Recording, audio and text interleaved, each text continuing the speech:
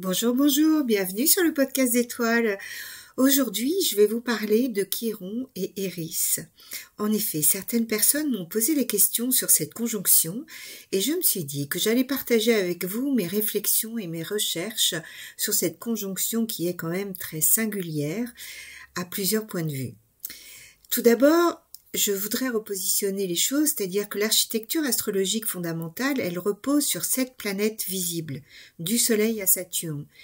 Et ces 7 planètes se suffisent à elles-mêmes pour décrire l'ensemble des expériences humaines. Elles forment un système complet, elles parlent de la vitalité, du désir, du lien, de la pensée, de l'amour, de l'action, de nos responsabilités. En fait, tout ce qui fonde l'expérience de la conscience dans la matière est déjà inscrit dans ce septénaire. Et puis, vous le savez sans doute, on a découvert Uranus, Neptune, Pluton, les fameuses transsaturniennes. L'horizon s'est élargi à tout point de vue. Et ces transsaturniennes, elles traduisent la mémoire collective, les mutations du monde, les grands cycles de transformation qui rythment l'histoire. Uranus ouvre, Neptune inspire et Pluton régénère. Ensemble, elles décrivent les crises de civilisation et leurs répercussions sur la conscience individuelle. Et en fait, à cette trame s'ajoutent des corps plus récents, comme Chiron ou Eris, qui viennent finalement affiner ou préciser la lecture du thème. Ça vient pas du tout bouleverser la structure du langage astrologique, en fait ils vont la densifier. Chiron révèle la cohérence intérieure, Eris dévoile la vérité du mouvement. Tous deux valident ce que les planètes majeures indiquent déjà, mais à un niveau plus subtil, celui du passage entre l'humain et le cosmique, entre l'expérience et la conscience. Or là, nous avons une conjonction, comme je vous le disais, extrêmement rare dans le signe du Bélier. Depuis le mois de mai 2025, il y a cette conjonction donc a eu lieu. C'est un alignement exceptionnel qui se déploie sur plusieurs mois et qui marque un tournant dans la dynamique collective et ouvre un nouveau chapitre de l'histoire de la conscience, en sachant qu'elle est nourrie déjà de plusieurs transits qui amènent des bouleversements, des situations inédites, un renouveau. Mais là, Chiron et Eris viennent insister, souligner ce changement de paradigme dans lequel nous sommes. En effet, entre mai 2025 et mars 2026, le ciel voit s'unir Chiron et Eris à 3 reprises. Le 28 mai 2025 à 25 degrés 29 du Bélier, le 10 octobre 2025 à 25 degrés 15 du Bélier toujours, donc une conjonction qui vient d'avoir lieu, et la dernière aura lieu le 20 mars 2026 à 25 degrés. En fait, cette conjonction, comme vous le voyez, c'est assez lent et donc elle est active pendant toute l'année 2025, on peut le dire, et pendant quasiment toute l'année 2026. Donc, évidemment, moi j'aime bien pour interpréter une conjonction, aller voir les cycles. Donc je vais vous en parler un petit peu plus profondément tout à l'heure, mais je voudrais déjà dire que le précédent remonte à 1970-1972, qui sont quand même des dates clés qui marquent une mutation de conscience majeure. Et comme on voit bien quand même que Chiron et Eris, qui ont pendant longtemps été considérés comme périphériques, deviennent ici des catalyseurs de transformation intérieure et collective. Et donc, avant de continuer, je voulais quand même vous dire, je suis Laurence de la Chapelle, je suis passionnée par Chiron.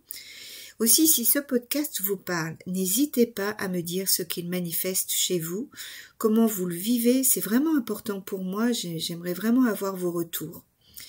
Et puis par ailleurs, évidemment, si ce podcast vous semble intéressant, n'hésitez pas à le liker, à vous abonner à ma chaîne, si ce n'est déjà fait, ou à le partager surtout. Donc je reviens à cette conjonction. Donc Chiron et Eris, leur rencontre en Bélier nous parle d'un réveil du feu intérieur, celui du « je suis » qui est conscient. Chiron agit comme un enseignant, un passeur d'intelligence entre les plans. Il aligne, il reconnecte, il éclaire. Eris, quant à elle, joue le rôle de la révélatrice. Elle met à nu ce qui, en nous ou dans le monde, n'est plus en accord vibratoire avec la cohérence du vivant. Donc leur conjonction, ça forme un mécanisme d'éveil collectif et c'est comme une onde qui pénètre la psyché humaine pour rappeler à chacun sa responsabilité d'être. Le bélier, c'est le premier signe du zodiaque. C'est pas forcément le guerrier qui combat, mais c'est surtout l'étincelle de la conscience qui initie le courage d'entrer en action dans la vérité. C'est un signe d'initiation. Et donc, avant d'explorer la portée de leur rencontre, je vais quand même vous préciser qui sont Chiron et Eris en quelques mots, pour vous le rappeler, ou pour que vous les découvriez pour ceux qui ne connaissent pas, et pourquoi leur alliance en bélier revêt une signification si forte, si puissante, si particulière. Alors Chiron, c'est un passeur. Il appartient à ces figures qui unissent le ciel et la terre. Entre Saturne, le monde des formes, et Uranus, le champ de la conscience supérieure. Il fait le lien entre la matière dense et la mémoire lumineuse de l'âme. Chiron se situe en astronomie entre Saturne et Uranus. Alors au niveau du mythe, je vous ai fait une conférence à ce sujet que vous pouvez aller voir, qui vous explique vraiment toute l'histoire de Chiron et le lien avec la mythologie. Mais pour faire simple, pour synthétiser, son rôle, il est d'éveiller. Là où il se trouve, la conscience s'élargit et la perception s'affine. En fait, il vient dissoudre les voiles mentaux, il libère les tensions émotionnelles et il permet de retrouver le rythme juste entre l'humain et le divin. Chiron, il vient nous enseigner à voir autrement, à sentir beaucoup plus finement et à habiter le monde depuis la fréquence du vivant. En bélier, il éveille la conscience du courage lucide, celui de se tenir dans la lumière de qui on est, sans masque ni justification. C'est le feu de la présence. Il nous apprend à agir depuis la conscience. En fait, son feu éclaire. Eris, elle est, je dirais, la révélatrice de vérité. C'est la sœur d'Arès, autrement dit de Mars, le dieu Mars, du combat, de la guerre. Elle fut exclue du banquet des dieux, et c'est de ce rejet qu'est née sa puissance. En fait, elle partage avec son frère la même nature, ardente du bélier, celle de l'instinct, du courage, de la confrontation directe. C'est pourquoi elle est très à l'aise, elle, en bélier. Elle y trouve un terrain d'expression qui correspond à son énergie, franche, incisive et révélatrice. Et son geste mythologique dont vous avez certainement déjà entendu parler, elle arrive à des noces où elle n'est pas invitée et elle va jeter une pomme d'or au milieu des déesses et c'est un acte de révélation. En fait, elle va obliger l'assemblée à voir l'ombre derrière l'ordre apparent. Et dans sa dimension astrologique, Eris est nommée déesse de la discorde, car elle dévoile l'hypocrisie, l'illusion et le mensonge collectif. Je vous invite à écouter son mythe, c'est vraiment intéressant. Donc, ce que nous savons, c'est que depuis 1922, elle parcourt le bélier et elle y restera jusqu'en 2044, ce qui n'est pas une mince affaire, il y reste à peu près 120 ans.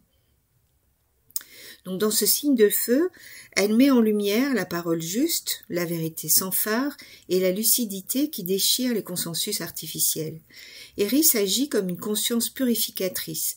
Tout ce qui n'est pas en accord vibratoire avec la vérité finit par s'effondrer avec elle.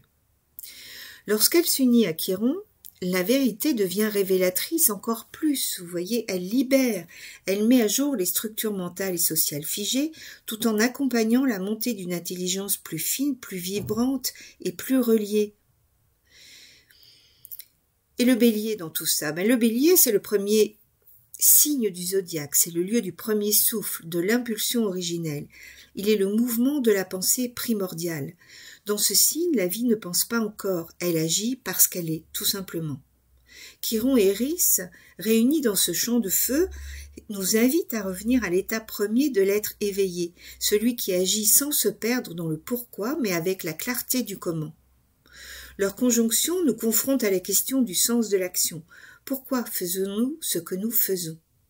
Est-ce que c'est un mouvement inspiré ou est-ce que c'est juste une réaction? C'est important d'aller voir d'où viennent nos actions, de quelles intentions, de quelles sources elles partent. Le bélier, sous cette lumière chironienne, devient un champ de conscience initié plus que jamais. C'est l'action juste, alignée, née d'une impulsion intérieure reliée au plan de l'âme, dans son niveau le plus lumineux, je vais dire. Et donc ces conjonctions, Je vous l'ai dit tout à l'heure, hein, elles vont se faire lors de 3 rencontres successives. J'ai pris les dates trouvées sur Olympia, hein, pour si vous avez des doutes sur, ou si vous voulez aller rechercher, vous poser des questions à ce sujet. Donc la première, le 28 mai 2025, ça a été l'ouverture du cycle. La vérité s'est imposée, le feu se réveille. C'est le moment où la conscience reconnaît ce qui n'est plus aligné. Et puis le 10 octobre, là, il y a une dizaine de jours, l'introspection vibratoire s'est mise en place parce qu'en fait, elles étaient rétrogrades, Chiron et Eris. Et l'éveil se fait intérieur, la conscience se décante. Le chaos apparent révèle la structure du vrai. Et on y est quand même. Hein. Et le 20 mars 2026, ce sera le temps d'intégration. Ce sera la clarté qui s'ancre dans la décision et l'élan. C'est le nouveau paradigme intérieur qui se manifeste dans la matière. Et vous allez voir, 2026, c'est vraiment une année où plus rien n'est comme avant, en d'autres termes. Et ça va être formidable. C'est vraiment un nouveau monde, une nouvelle société, beaucoup de choses qui vont apparaître de façon plus claire à partir de 2026. Sur le plan astronomique, Chiron et Eris semblent presque immobiles, leur danse forme comme une onde stationnaire de conscience. En fait, c'est un passage initiatique collectif et c'est un champ d'éveil qui s'installe sur près d'une année. À travers cette lente progression, il y a comme un fil qui se tisse. Leur union en bélier agit comme un catalyseur de lucidité. Eris déchire les voiles personnels, culturels et institutionnels qui entretiennent la peur et la division, et Chiron ouvre, derrière cette déchirure, l'espace de compréhension et d'intégration. Et donc ce cycle marque un tournant dans l'histoire de la conscience humaine. L'éveil chironien, c'est une descente de lumière dans la matière, c'est un réalignement énergétique profond. Le bélier initie cette descente et la rend immédiatement opérante dans le geste, la décision et l'élan. Eris, par sa force de dévoilement, agit alors comme le catalyseur de cette intégration. Elle brise les anciennes structures mentales pour que la lumière puisse réellement s'ancrer. Ensemble, ils unifient le feu de l'esprit et la conscience du corps, rappelant que toute transformation spirituelle passe par l'expérience incarnée. Et pour mieux comprendre la portée de ce passage, il faut aller voir les précédents. Et donc, il faut quand même savoir qu'Eris met à peu près 558 ans pour faire le tour du zodiaque, soit 2 fois plus que Pluton, qui lui met 250 ans environ. Donc, elle reste environ 120 ans dans le signe du Bélier, elle y reste très longtemps par rapport aux autres signes. Chiron, lui aussi, reste beaucoup plus longtemps dans ce signe que dans les autres, hein, et là, il va y rester un peu plus de 10 ans. Environ 10 ans plutôt, un peu moins. Donc leur conjonction est rarissime et vraiment porteuse de sens. Chaque conjonction de Chiron et Eris agit comme un point d'inflexion dans l'histoire. C'est un moment où l'humanité déchire un voile, où l'humanité découvre une vérité plus vaste et franchit un seuil de conscience. Leur passage conjoint en Bélier a toujours, mais vraiment toujours, marqué des temps d'initiation où le feu de la lucidité s'allume dans un monde en mutation. Alors, les dernières fois, c'était en 1438-1439, au moment du Concile de Florence. Donc, c'est l'unité religieuse de l'Occident qui se fissure, finalement. Mais surtout, ce que j'ai remarqué, c'est que l'esprit humain pressent qu'il peut rencontrer le divin sans intermédiaire. Chiron éveille la foi intérieure, Eris déchire le voile du dogme, et c'est la fin de la soumission spirituelle, c'est le premier souffle d'une conscience individuelle. Il y a eu en 1489 et 1490, c'est une autre conjonction, à peu près dans les mêmes degrés que celle qui a lieu en ce moment, en 2025-2026. Et là, on peut dire que l'humanisme s'enflamme. On a Pico della Mirandola qui proclame la dignité de l'homme. Il y a l'imprimerie aussi qui diffuse les savoirs, les horizons s'élargissent. On voit que Chiron enseigne la souveraineté intérieure. Eris révèle les limites du pouvoir et on voit que l'homme s'affirme comme co-créateur. La pensée se libère. Ça, c'est vraiment important. C'est un peu ce dans quoi nous sommes là. Même si, pour le moment, on ne peut que le pressentir. En 1970-72, le monde bascule à nouveau. C'est la fin de l'étalon or qui dématérialise les valeurs. Il y a Internet qui apparaît avec une X, il y a l'humanité qui pose le regard vers Mars, on va faire le tour de Mars. La conscience, elle devient beaucoup plus planétaire et Chiron va être découvert, il sera découvert 5 ans après, en 1977, et il relie les plans.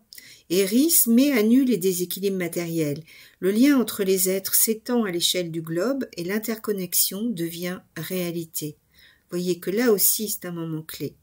Donc, en 2025-2026, on peut dire que l'humanité va se confronter à la question du vrai, la vérité de l'information, de la parole, du corps, de la nature aussi.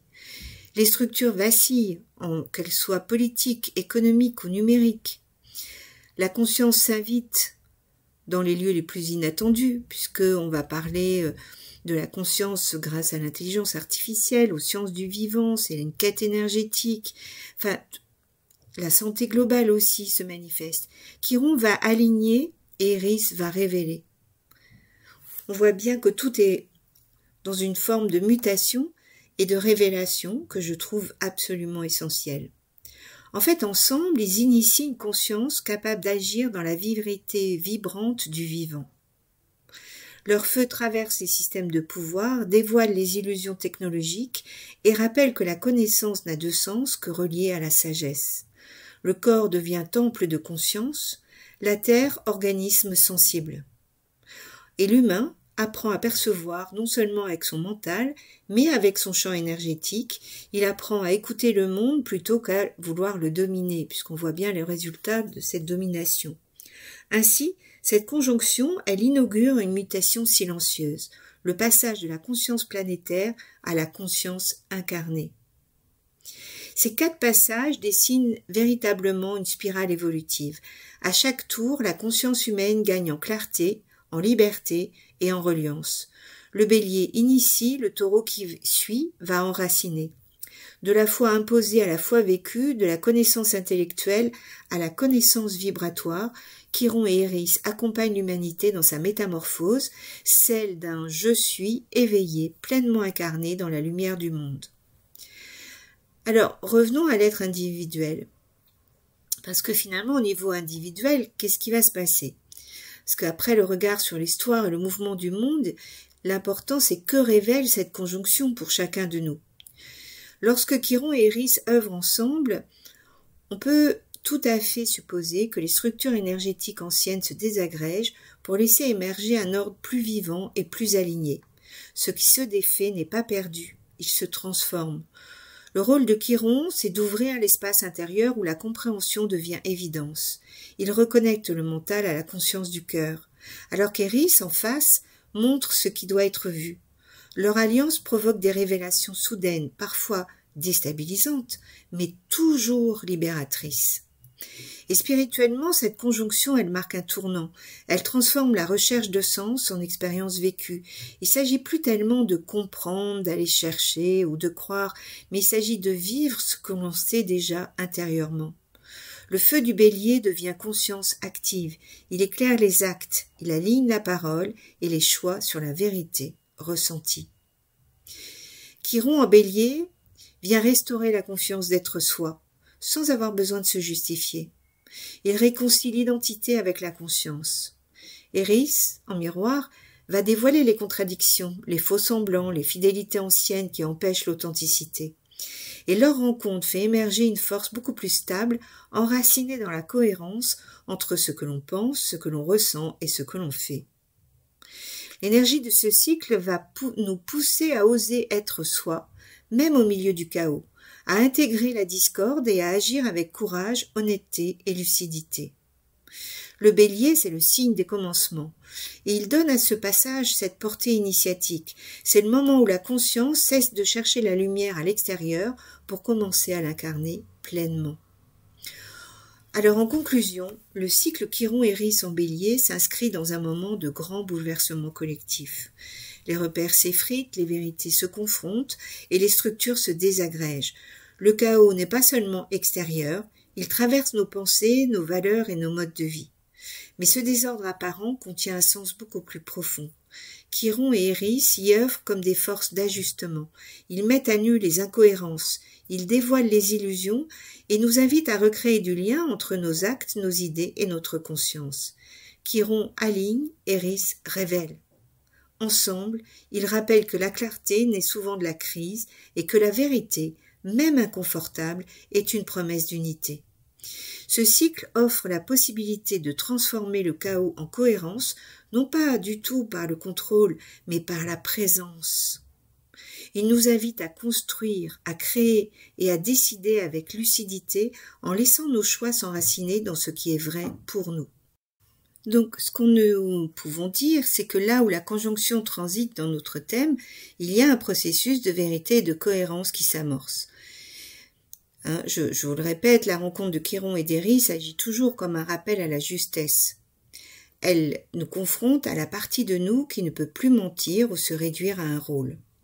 Selon la maison traversée, ce réalignement prend une forme particulière.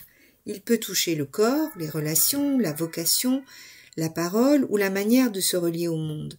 Et lorsque la conjonction touche un angle du thème, son impact devient fondateur, visible, voire irréversible. Je vais maintenant évoquer l'impact de cette conjonction en fonction des maisons dans lesquelles elle se passe. Pour cela, je vais vous indiquer l'ascendant éventuel. Mais comme toujours, vraiment je vous avertis, cela peut être inexact à une ou deux maisons près. Par exemple, si vous êtes ascendant Bélier, il y a une forte probabilité que la conjonction ait lieu en maison 1. Mais peut-être est-ce que c'est dans votre maison 12 ou votre maison 2. Donc, cela vous donne une idée, mais c'est parfois un peu inexact. Alors, je vous invite à aller voir où exactement cette conjonction se trouve. Et pour cela, je vous rappelle que j'ai fait une petite vidéo toute simple que je vous invite à aller voir. Je vous mets le lien sous ce podcast.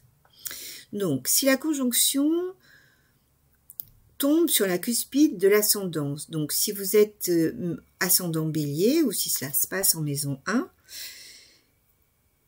et si c'est sur la cuspide de l'ascendant, c'est une renaissance. Chiron y agit comme un initiateur d'identité, Éris comme la flamme qui brûle les masques. Donc tout ce qui n'est pas fidèle à la vibration du « je suis » s'effondre. Le corps, le regard, la manière de se présenter au monde change. C'est une mue visible, parfois un peu déroutante, mais profondément libératrice, parce que c'est un peu comme si l'âme réclamait d'être vue telle qu'elle est. Alors, si la conjonction, elle se fait un petit peu plus loin dans la maison 1, le processus est peut-être un peu moins visible, plus intérieur. La transformation, elle se vit dans le rapport à soi, moins dans l'image sociale que dans le sentiment d'exister. On cesse de chercher à se définir, on commence à s'habiter vraiment, totalement, pleinement.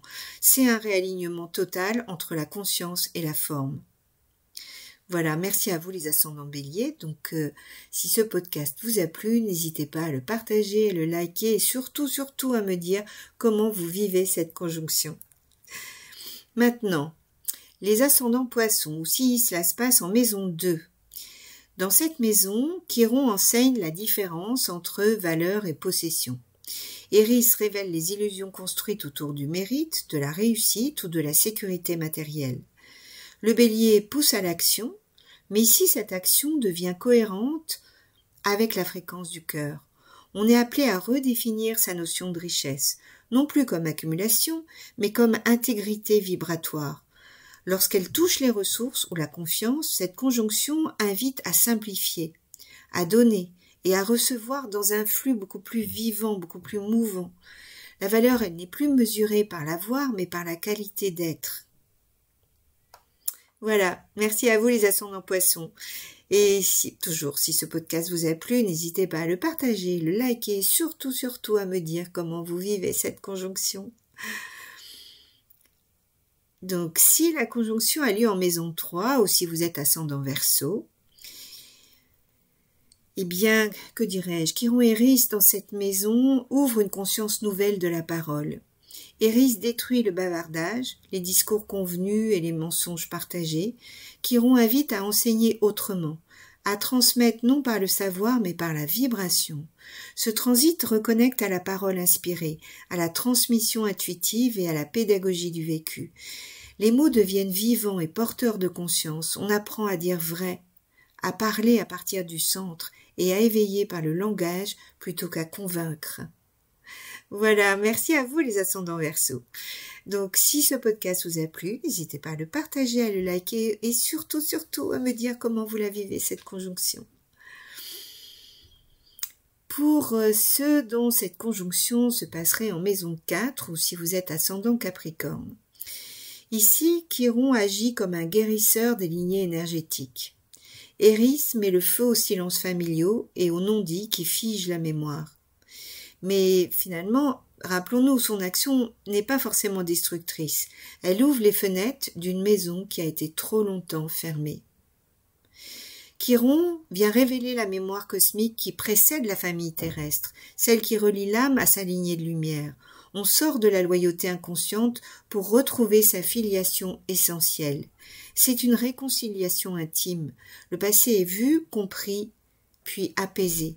Et de la paix vient de la clarté. Voilà, merci à vous les ascendants Capricorne. Comme toujours, si ce podcast vous a plu, n'hésitez pas à le partager, à le liker et surtout, à me dire comment vous vivez cette conjonction. Alors, si la conjonction Chiron-Éris se passe en maison 5 ou si vous êtes ascendant Sagittaire, dans la maison 5, que dire? Chiron réveille la joie d'incarner la lumière. Éris détruit les comparaisons et les jeux d'ego liés à la créativité ou à l'amour. Et donc ce feu ramène à l'élan pur de la création, celui de l'enfant intérieur qui joue pour le plaisir d'être. Ici, créer ne signifie plus produire ou séduire, ce dont Éris parle quand elle est en colère, mais laisser la vie se manifester à travers soi. L'amour de son côté devient champ d'expérimentation de la vérité et demande pas de la validation de l'autre, vous voyez ? C'est juste être dans l'amour, c'est vraiment ouvrir son cœur. On redécouvre la puissance du geste gratuit, du rire et de la joie d'être vivant. Merci à vous les ascendants Sagittaires. Et vous aussi, si ce podcast vous a plu, n'hésitez pas à le partager, le liker et surtout à me dire comment vous vivez cette conjonction. La maison 6, ou si vous êtes ascendant Scorpion.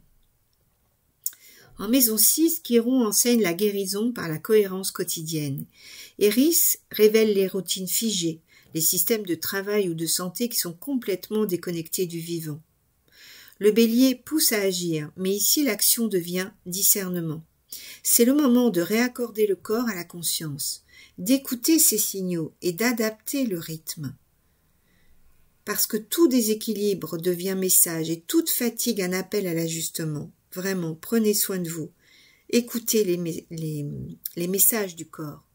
Guérir ici signifie simplifier, allumer la lumière dans les gestes du quotidien, vous voyez, et restaurer l'intégrité vibratoire. Quand je dis allumer la lumière, c'est-à-dire prendre conscience de nos gestes quotidiens et peut-être vivre plus simplement, de façon plus apaisée.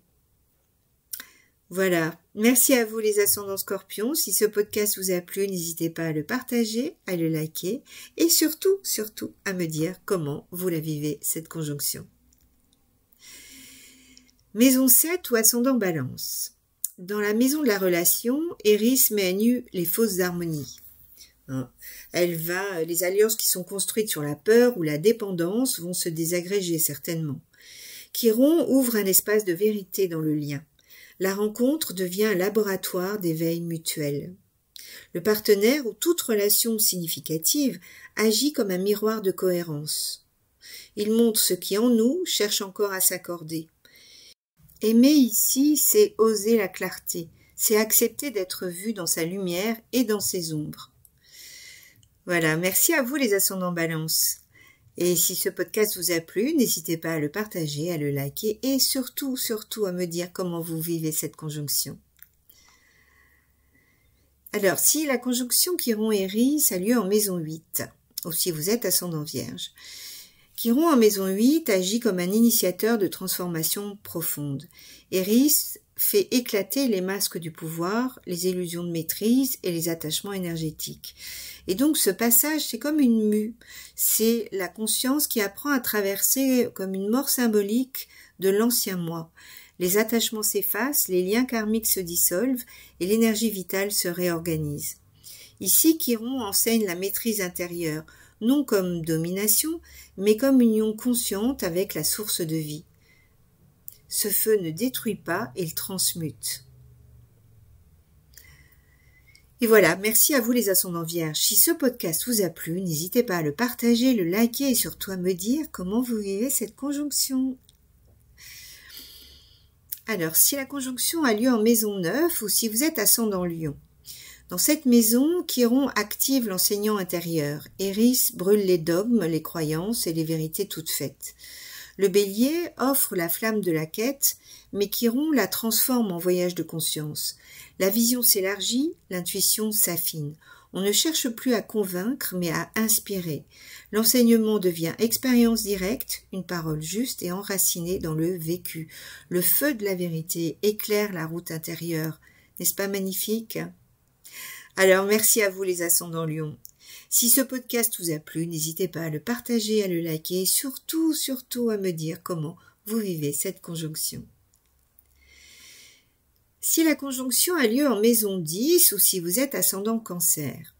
Alors, lorsque la conjonction se place sur la cuspide du milieu du ciel, elle agit comme une révélation de mission. Chiron vient éclairer la cohérence entre l'âme et le rôle public, Eris vient dissoudre les ambitions fondées sur le regard des autres. Et c'est souvent un moment de bascule, c'est une vocation qui se redéfinit, un cap qui s'impose avec évidence. La visibilité change de sens, il ne s'agit plus d'être reconnu, mais d'être vrai. Alors, si c'est un petit peu plus loin dans la maison 10, la vocation n'est plus seulement une direction extérieure, mais une manière d'habiter sa responsabilité. On découvre que la véritable autorité naît de la clarté intérieure. Ce passage marque la fin des compromis entre réussite et vérité. La lumière du Bélier devient un acte, celui d'initier, de créer quelque chose de nouveau, c'est-à-dire finalement peut-être d'incarner ce qu'on enseigne et d'être en accord avec le mouvement profond de la vie. Voilà, merci à vous les ascendants Cancer. Si ce podcast vous a plu, n'hésitez pas à le partager, à le liker et surtout, à me dire comment vous vivez cette conjonction. Donc, si cette conjonction a lieu en maison 11 ou si vous êtes ascendant Gémeaux. Dans la maison 11, la conscience chironienne s'élargit au groupe. Eris dénonce les illusions communautaires, les appartenances artificielles. Et Chiron, lui, va reconnecter aux alliances d'âme, celles fondées sur la résonance plutôt que sur l'intérêt. Ce transit, il peut provoquer des ruptures sociales ou professionnelles, mais finalement, ces séparations vont ouvrir la voie à des réseaux beaucoup plus justes et plus vivants. C'est le moment d'enseigner, de partager, de semer la conscience dans le collectif. Merci à vous les ascendants Gémeaux et si ce podcast vous a plu, n'hésitez pas à le partager, à le liker et surtout à me dire comment vous vivez cette conjonction. Et nous arrivons à la maison 12 ou ascendant Taureau. Donc en maison 12, Chiron agit comme un passeur d'âme. Eris dissout les illusions spirituelles, les refuges mystiques et les croyances magiques. Ce transit ouvre le portail de la mémoire cosmique. La conscience redevient océan. C'est un temps d'unification où on cesse de se croire séparé du monde. La douleur du monde devient tremplin de compassion lucide. Chiron guide vers la compréhension du tout. Eris dépouille ce qui restait d'ego spirituel. Ici, la conscience s'élève au-delà de la dualité, dans la clarté nue du vivant. Merci à vous les ascendants Taureaux. Donc toujours, si ce podcast vous a plu, n'hésitez pas à le partager, à le liker et surtout à me dire comment vous vivez cette conjonction. Parce qu'à travers chaque maison, la conjonction Chiron-Eris en Bélier agit comme un révélateur de vérité et un appel à la cohérence. Donc elle cherche à réaligner pour éveiller. Ce qu'elle touche, elle le rend vivant et ce qu'elle met en lumière, elle le libère. Partout où son feu passe, il y a une clarté nouvelle qui s'installe. Dans le corps, dans la parole, dans la relation ou dans la vocation. Le courage d'être pleinement soi, sans artifice, au cœur même du monde. Voilà, j'espère que tout cela vous a plu. Je vous dis à tout bientôt pour un nouveau podcast. Et n'hésitez pas à liker, à vous abonner, à partager, mais vraiment j'attends vos commentaires avec grande joie. Je vous dis à bientôt.